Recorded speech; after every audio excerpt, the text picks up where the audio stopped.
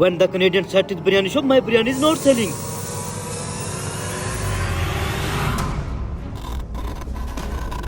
Work is done. Now I buy his whole shop. Oh no! Hey neighbor, I am buying your shop. Tell me, what is your price? Why are you want to purchase my shop? Because you have already one shop. Because I want to grow my business. Okay, I have left 20 plate of biryani. See the board and pay me. Okay. Take your $60. No, this shop is mine. I think your calculation is wrong. My total come $400. I think you are mad, but I am your dad. Look the board. They are written only $3. What? See, Who changed my rate? I don't know. You deal with me as the board read. Now get out of here. I cannot go like this. You cheated with me. You go, otherwise I beat you. Oh, you beat me? Wait, I beat you.